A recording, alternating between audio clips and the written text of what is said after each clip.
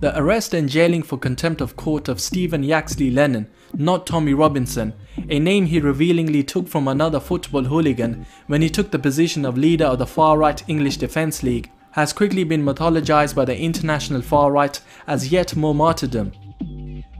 It is victimization of brave truth-tellers, they scream, by an establishment at war with Western culture. What some may not know, Yaxley Lennon already had a suspended sentence for contempt of court and was warned he would go to jail if his behavior again risked the collapse of a trial. He is no martyr to freedom of speech, just a career criminal with a history of mortgage fraud, football hooliganism, and assault, whose craving for publicity put a critical court case at risk. The 35-year-old was arrested on Friday the 25th of May by police outside Leeds Crown Court. He was given 10 months in jail, plus an additional 3 months for breaching a previous suspended sentence. Footage of Lennon's 1-hour Facebook Live post was reportedly watched 250,000 times within the space of a few hours. The views were probably inflated with the help of Hasbro trolls. A judge told the so-called activist his actions could result in a rerun of the current trial, costing hundreds of thousands of pounds. Lennon's supporters had recently posted online that his arrest was an infringement of his freedom of speech. Donald Trump Jr., the US president's son, retweeted one of Robinson's supporters, adding, "Don't let America follow in those footsteps." The Dutch far-right opposition leader, Geert Wilders, posted a video on Twitter, filmed from outside the British Embassy in The Hague, describing Robinson's prison sentence as an absolute disgrace. He accused the judge of issuing a gagging order and said that freedom of speech was being violated all over Europe. "The lights of freedom are going out," he said. "The authorities are trying to silence us." Lennon grew up in Luton, United Kingdom. He has said in the past that he had many run-ins with Asian kids growing up.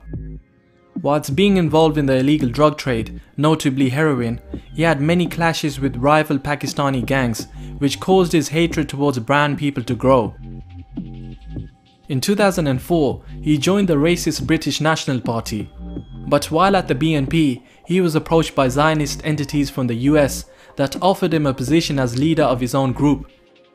While the BNP were against anyone that they considered weren't British, the EDL had strong elements of racism, but tried to direct this hate squarely towards Muslims and Islam. Lennon left the EDL a few years later and joined fake Muslim think tank Quilliam, who paid him £2,000 a month. In early 2014, Lennon was sentenced to 18 months imprisonment for mortgage fraud. When released, he continued his crusade against what he calls Islamization of the West. He started working with Pegida, a German nationalist anti-Islamic organization. In 2017, he joined ultra-Zionist media group Rebel Media.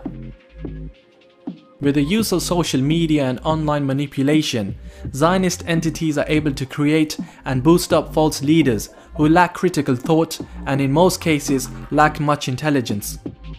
By artificially inflating numbers, followers and views and astroturfing across website comment sections, the average person is deceived by what he or she is seeing.